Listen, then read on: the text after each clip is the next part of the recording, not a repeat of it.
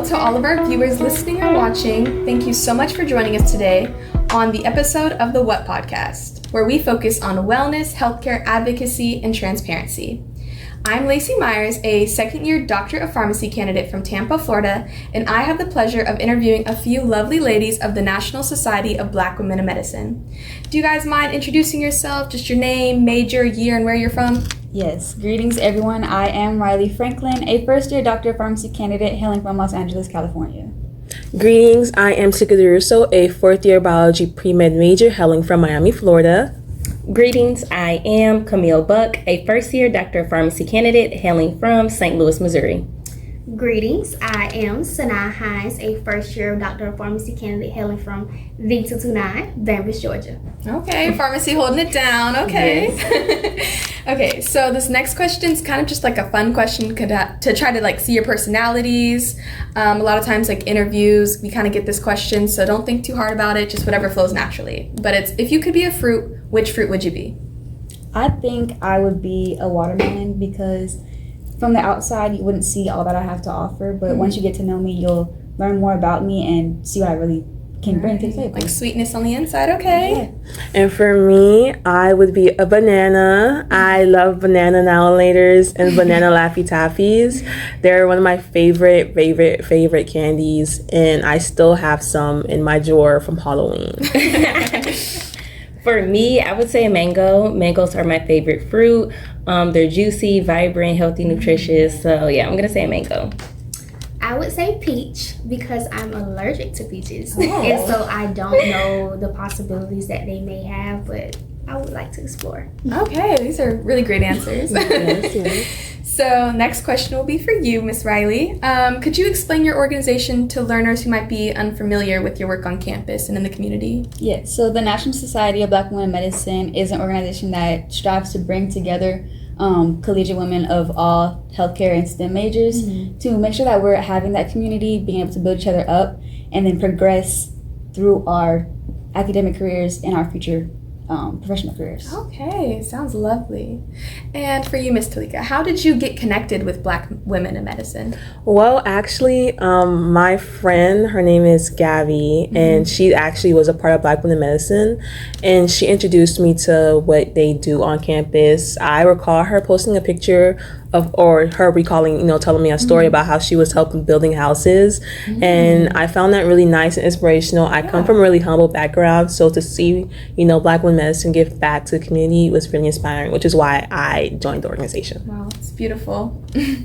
And then for you, how has being a member of Black Women in Medicine impacted you academically, emotionally, and professionally? For sure. So I would say Black Women in Medicine has impacted me in all of those fields, but I'm going to focus on professionalism.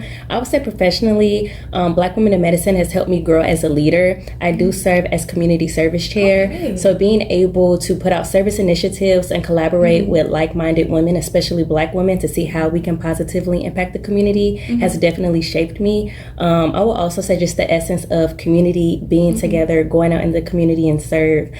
Just recently we had a Thanksgiving turkey drive distribution last week, I believe, and just seeing how we were all able to come together to positively impact the community, especially around Thanksgiving times and as SNAP benefits are being cut. So that was just how we can all just pull together and just give back to something that's bigger than ourselves. And I will also say, lastly, Black Women in Medicine has helped me build my professional confidence and identity. Every time I go to a conference or different type of internships, I make sure to wear something representing Black women in medicine. And of course, people ask, so that's a good way to show how representation in medicine for Black women is definitely imperative, and how we can all come together to foster a more inclusive environment. Wow. I mean, beautifully said. I don't think there needs much more. Sure. Wow, I'm like, whose house am I eating at?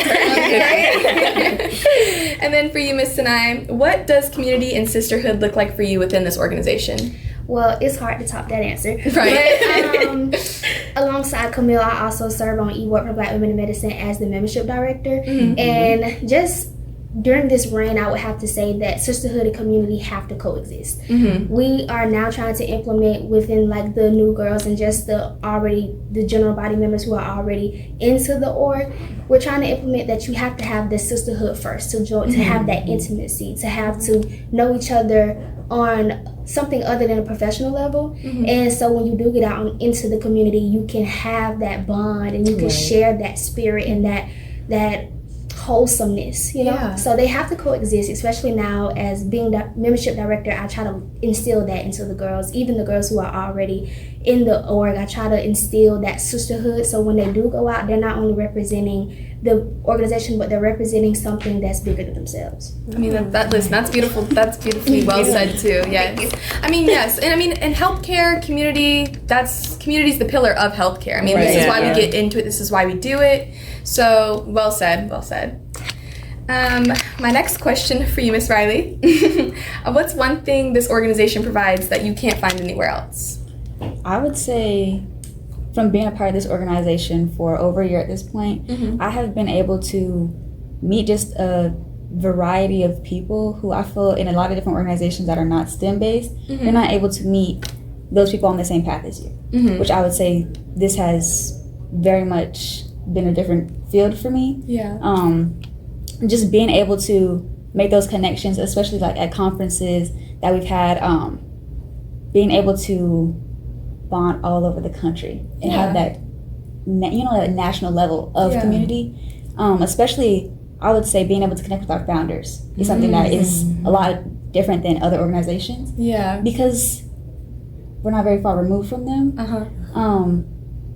And that was a great experience, being able to meet them and being able to reach out to them whenever we need to. I mean, that's beautiful. I mean, most of the time founders are ages ago, generations. So exactly that they're meeting on your level with all this technology. You know, we're in the modern world. So, I mean, well said. And then for Ms. Talica, what skills, whether it be confidence, leadership, communication, have strengthened throughout being in this organization? Okay, that's actually a really good question. I would say my confidence has definitely skyrocketed since joining the organization. As you can see, I'm on a podcast. If you were to ask me my freshman year, would I be on a podcast? I would have said no. So I would say my confidence has definitely skyrocketed. When I joined Black Women Medicine, I came in with 59 other girls, and I was introduced to so many personalities that it kind of I would say influence how I see myself and how I view myself around other people. So nowadays, I speak to more people. I try to put myself out there more, do side quests, from now and then. And I would also say that I've really gained, lots of sisterhood. I gained so many friends along the way, and yeah. I mean, that's beautiful. I mean, I'm in the same boat, because freshman year me would have said no. Now look at me, hosting. So for you, Miss Kamille, why do you think representation in pharmacy and healthcare is so important? Ooh, that's a really good question. I think that representation, specifically for Black women in pharmacy and healthcare, is super, super important because of just that relatability and trust. I feel like as Black women, we go through so much, so we can tie in our lived experiences to relatability and trust. And then from there, if we understand the communities that we serve, we know how to better have solutions and products and really just initiatives that can help our community. A lot of times we have lawmakers or healthcare leaders who don't look like the community that they serve, so that creates a barrier, and it also can create healthcare disparities. So I think as Black women, we can combat healthcare disparities, build on health literacy, health equity, and then just help pull our community up as we are climbing the ladder as well. Well said. I like that. And then for you, Miss Sanaa, how would you hope to give back to the next generation of Black women entering healthcare? I would just want to be. It's hard, because when I came into healthcare, when I really decided that I wanted to be in healthcare, I was looking at my mom. And I think she encourages me so much without even having to tell me anything, simply because she gets up every day, despite all the challenges and hardships that she may face. And being a Black woman in her field that's predominantly, not for us. But just going and facing those challenges every day, but still continuing to put a smile on her face, still continuing to do the best that she could. I feel like that's all I would want. That's all I would want for the people who come behind me. It's just to see that despite all the challenges that we may face as Black women in medicine, that we're still going to give it the best that we can. We're still going to put our best foot forward. We're still going to get up every day and put one foot in front of another, because we need like Kamille said, she couldn't have said it no better. We need to see us. We Yeah. need to see our people in the community so we can know, like, okay, this is a possibility. This is something that I could do. You know? Well, I mean, it's beautiful. Well said. Yeah. I mean, this last question is kind of just general for whoever would love to answer. How do you guys kind of handle that academic pressure, burnout, or imposter syndrome, especially when you're, you know, navigating e-board position on e-board position, you know, conferences, everything? Like, how do you really navigate all of that?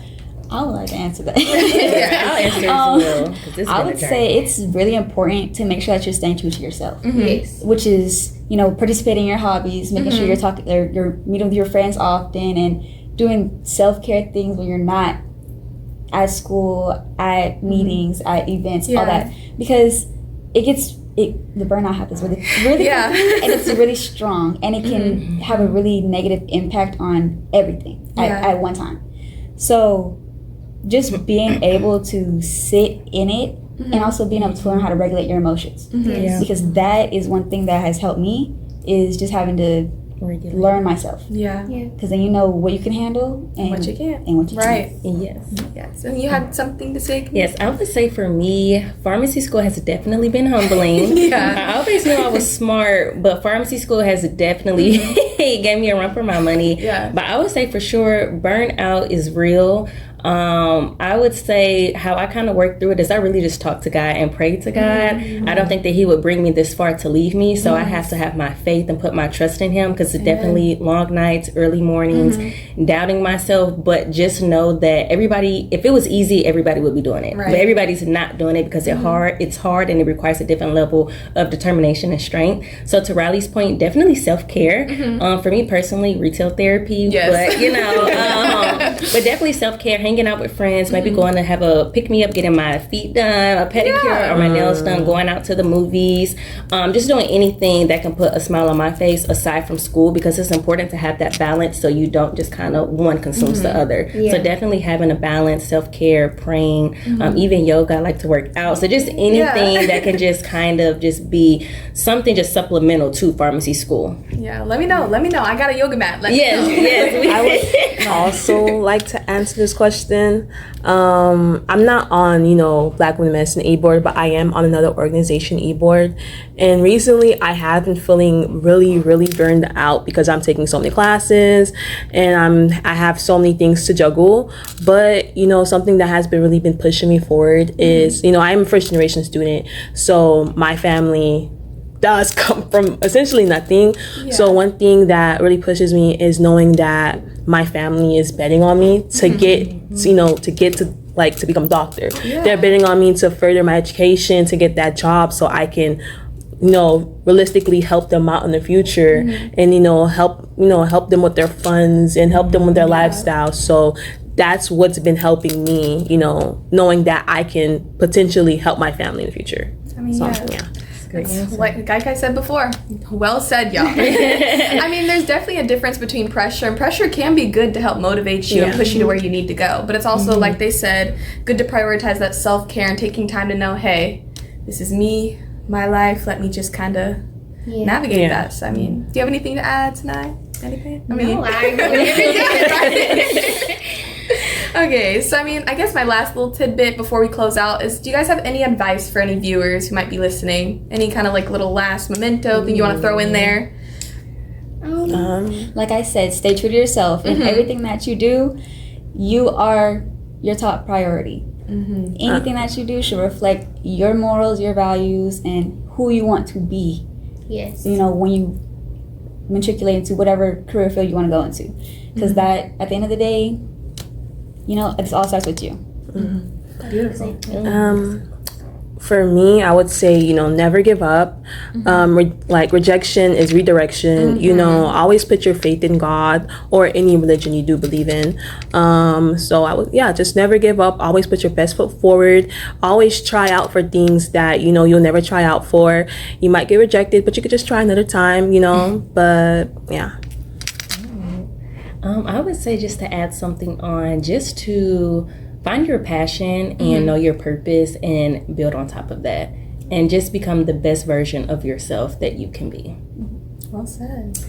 I would like to say to everybody listening, boys, girls, women, men, I'm super proud of how far you've already come. If you're watching this, that means you've already kind of established yourself in who you are and who you want to be. So if nobody's told you, I'm telling you, I'm super proud of you. And pharmacy on top. Pre-med on top. Well, that concludes today's episode of the What Podcast. Thank you, ladies, so much for joining us. Thanks for having And us. to all of you for watching, please make sure to like, comment, and subscribe. We are going to post, our socials down below in the description. Please make sure to follow these lovely ladies. And thank you. Bye.